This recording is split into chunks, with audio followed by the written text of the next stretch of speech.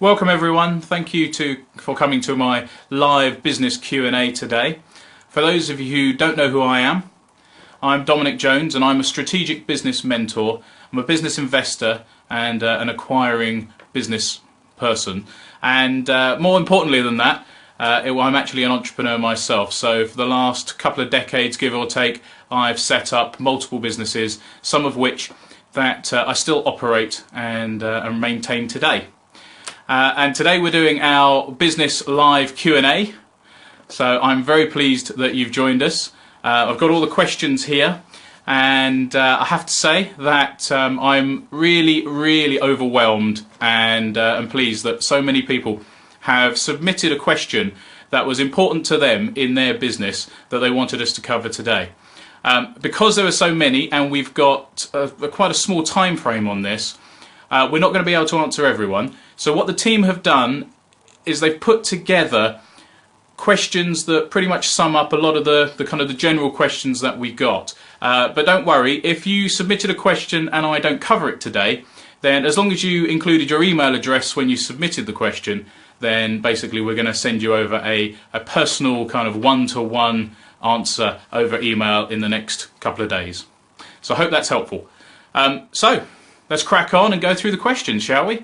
So our first question today comes from Mary, and Mary runs a nutrition business. And Mary's question says, "Hi Dom, we're constantly marketing and very active on that front." Brilliant, Mary, well done.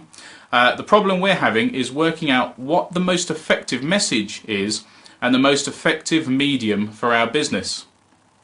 I think that's a really important one, Mary, for us to cover today. So, first of all, congratulations. Actually taking the step of marketing your business and actually doing a lot of activity to generate some leads puts you, kind of in the top 20% of businesses anyway, because very few people see the value in that.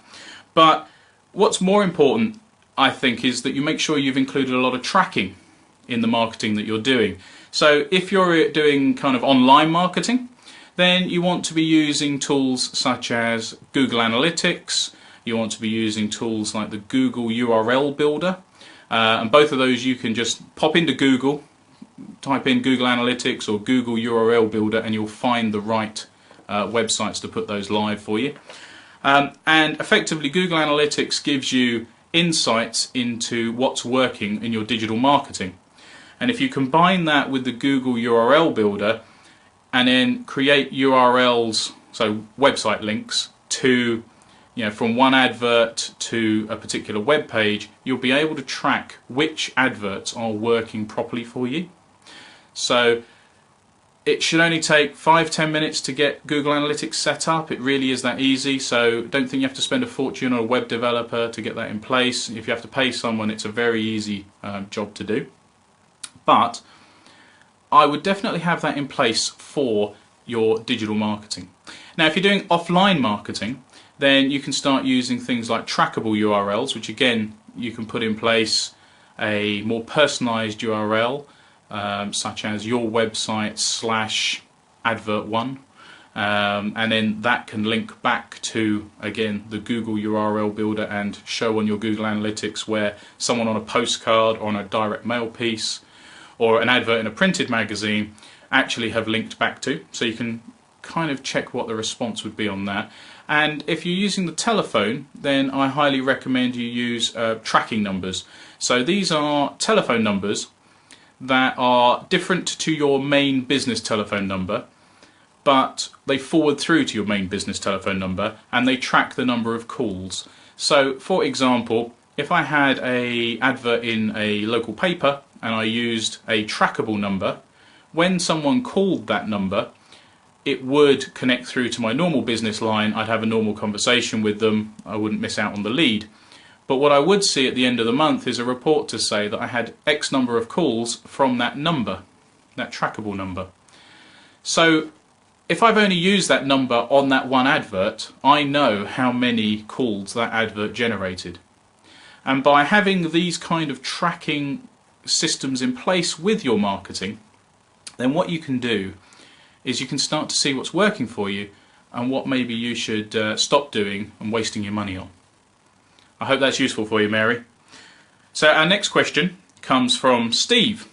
And Steve says, "Hi Dominic, I saw your recent video on entrepreneur overwhelm. One thing I know I struggle with personally is procrastination. Do you have any tips for this?" Well, I do, Steve, yeah, because I'm a big procrastinator myself, I have to say. It's one of those things where I think they call it the disease of the poor. I've heard that somewhere, where procrastination basically stops you getting anything done that's of any kind of value. And the way I've come to deal with this in my businesses is getting really clear on why you need to do the thing. Okay? Is it something that is actually moving the business forward, or is it something that is just kind of been added to your task list? You don't really know whether or not it has any kind of real value to the business, or whether or it's something you should be doing. And in my experience, I've always found I procrastinate more on the things that I probably don't want to do. Okay, if I'm excited by the task or I'm excited by the project, it gets done. It doesn't sit on a task list for very long at all. But the items that do stay on that task list for, days, are typically things that either I don't want to do or I'm probably not the best person to do. So in that case, I would get really good at delegating and outsourcing. And I'd decide whether or not someone else could do it quicker, would enjoy doing it, and ultimately getting it off of my list. And I think if you combine that with having a workspace, so I'm not sure, Steve, where you work, whether it's in an office or at home, but if your workspace is free of distractions, so you don't have kind of lots of things to kind of take your eye off. You don't have a TV in your office that you can flick on and watch the news or things like that, or Facebook open on your computer, or email constantly kind of filtering through, and you're having to deal with your junk mail. If you can kind of minimize all those distractions, then you can actually get a lot more focused time. There is an application that I've come across that's quite useful. You can pop it on your PC. It's free of charge. It's called Rescue Time. Again, if you Google that, you'll find it. I'm sure it's probably .com, rescuetime.com.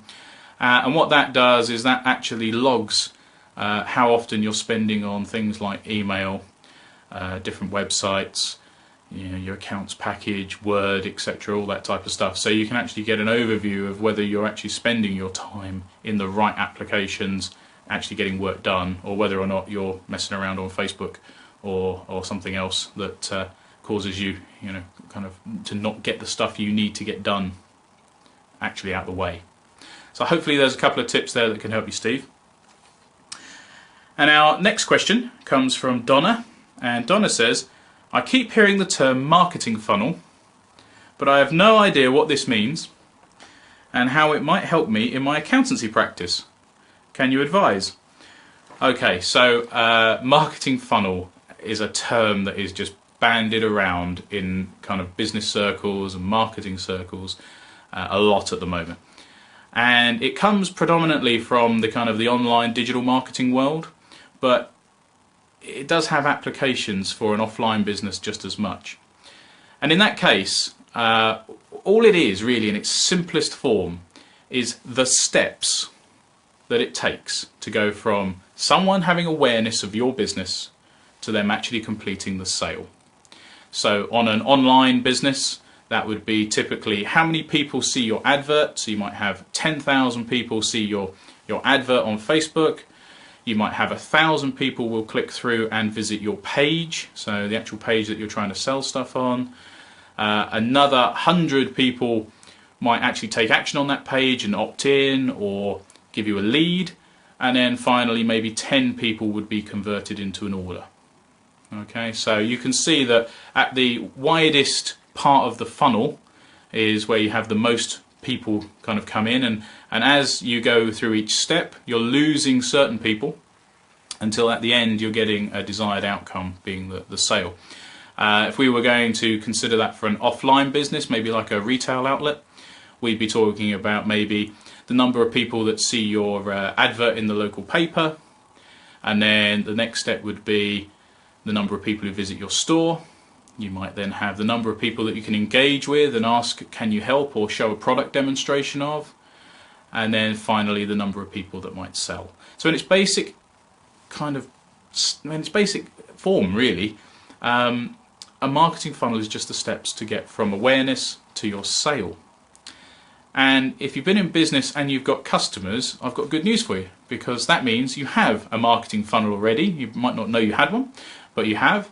And whether you know it or not, the marketing funnel might not be optimized, it might not be the best one, but you have one. You have steps that you've taken, whether it be from a referral through to an order, or if you're going to then look at some kind of cold traffic from a web kind of advert or something like that. So you've already got a marketing funnel. It probably just needs a little bit of tweaking to go through and make sure it's working best for you. So I hope that's helpful, Donna. And our next question today comes from Colin. So Colin asks, my client numbers have seemed to have dropped off over the last few years. I have advertised, I've sent leaflets, I've used Google and written stories for magazines, but nothing seems to work except for referrals. And even now they've dried up. Have I got any ideas?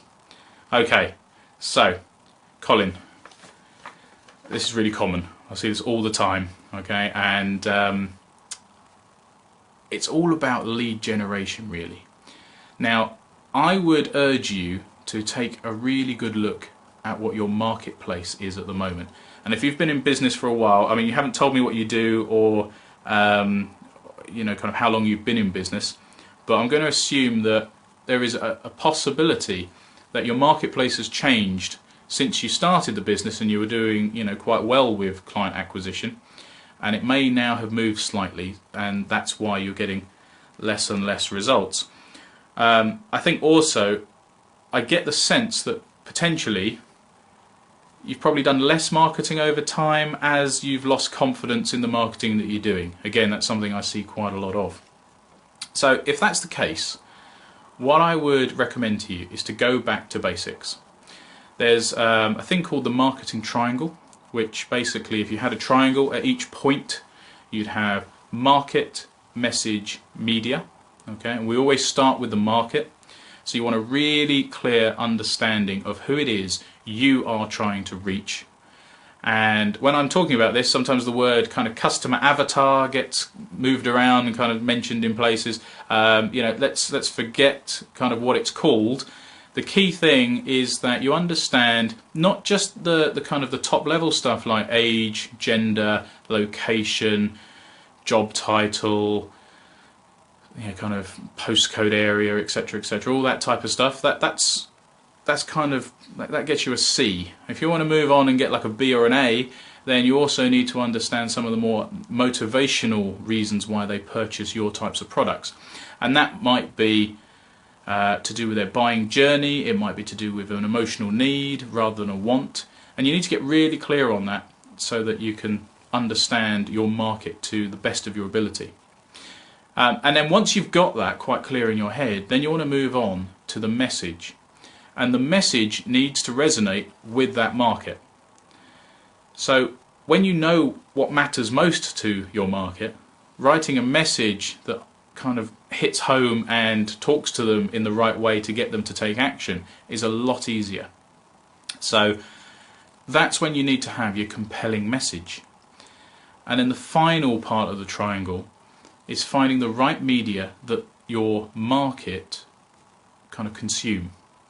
So that might be, for example, what magazines do they read, what websites do they visit, are there particular Facebook groups that they are part of, are there are they more prone to reading direct mail rather than email, etc., etc. So once you know the kind of media that you can use for your market, so for example, if I was targeting dog owners, then it's pointless me taking out an advert in a computer magazine. Okay, because there might be some of those kind of computer orientated market that might have dogs, but I'd be much better off using something that's much more tailored to the kind of the dog world, if that makes sense. So in that respect, I'd go back to that kind of triangle and I'd work that back out, make sure that you are absolutely right on that, and then again I'd put it together in a kind of a cohesive strategy of how you're going to generate those leads and then what you're going to do in order to convert them just one step at a time into the next stage and move that forward. And once you've done that, then you're just back to normal kind of basic lead generation. It's getting the ads out there with the right copy and getting people visible to you. Start small. Make sure you don't spend a lot of money to start with, but once you find something that works, scale it up and cut back on the things that aren't working. It's very important that. I hope that's helpful. On our next question, that's come from Claire. So hi Claire. She says, we've just taken on a new full-time employee and we need to get her busy, but despite lots of networking with consultants, we're not yet getting enough leads. We've also just launched our new website, and so our SEO, which is search engine optimization, has fallen off a cliff, which isn't helping. Any advice would be helpful. Okay. So I'm assuming you're in some kind of consultancy type basis here, Claire. The first thing I'd say straight away is do not rely on search engine optimization or SEO. Okay, it's a great value add into your marketing mix, and it certainly shouldn't be something that you wouldn't have as part of the marketing mix, but do not rely on it as your primary source of traffic. And the reason for that is it's out of your control. You know, if I know that I'm paying for some leads to come in through some advertising, I have a bit more control over that. But where Google can update their systems, or you can update your website, as it sounds like it has in this case, and it has a drastic impact on how your site then ranks, and of course how then you get the traffic and the leads. So I wouldn't rely on the SEO. Obviously it's not helpful if it's now not working as well as it used to, but that isn't where I'd start. So I read into your question that you've employed this person and now you're trying to find enough work to keep them busy. I would question from that the reason why you employed that person. Was that person employed to generate revenue, or was that person employed to take some operational kind of headaches off your plate so that you can focus more on revenue generation? And I think that's the key thing, because when you're hiring someone, they need to have a direct link to growing the business. And it doesn't matter whether they're in a kind of a backroom administration process or whether they're frontline sales or marketing. They need to be able to provide and generate for your bottom line. So there may be a possibility that you've kind of hired this person a little bit too early. And again, I'm not familiar with the circumstances how you came to employ this person, but if you're now in that situation where you need to generate more business to feed another mouth, if you like, then you've got to get back to the lead generation stuff. And it's very similar actually to what I was saying to Colin just a minute ago. If you haven't got the level of sales to support that new employee, then you probably shouldn't have that new employee. Is the honest truth. Sometimes as business owners and entrepreneurs we have to make tough decisions, but if you want to grow, find activities that employee can do that will help generate the revenue. So if you've got stuff that's working for you now and bringing in new patients and customers, then do more of it. Ask the new employee to assist with that. Okay, get more activity done, and that's the first place I'd start with that.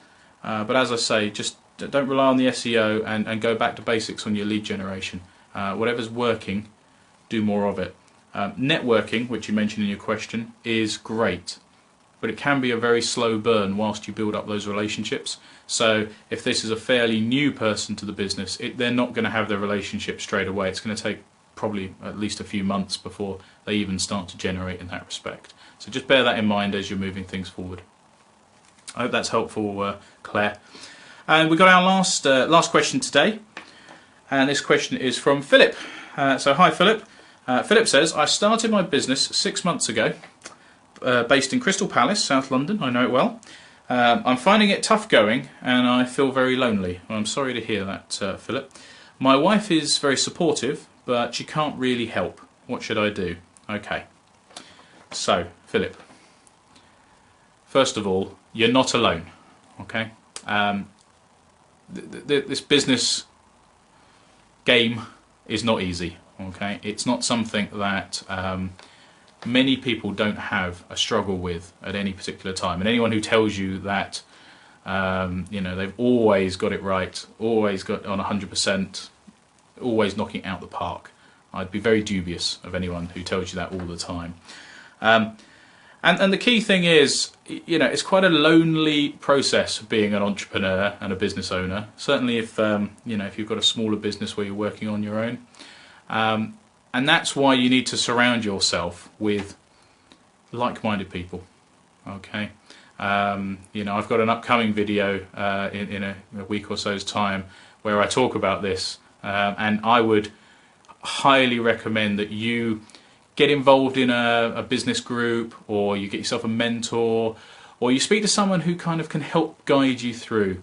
So if you're looking for kind of a peer group that can give you advice and things like that, you might want to consider things like masterminds, or joining kind of a regular networking group where you can build up that kind of rapport. If you're looking for growing the business and you need more kind of tactical and strategic advice, I'd get yourself someone like a mentor, or someone who's been there and done it, who can kind of take you under their wing and assist you in that respect. But certainly, feeling lonely, I think everyone can relate to that at some stage when it comes to being an entrepreneur. And I always find that once you've got clarity on what it is you're really wanting to do, then the other bits all kind of slot into place.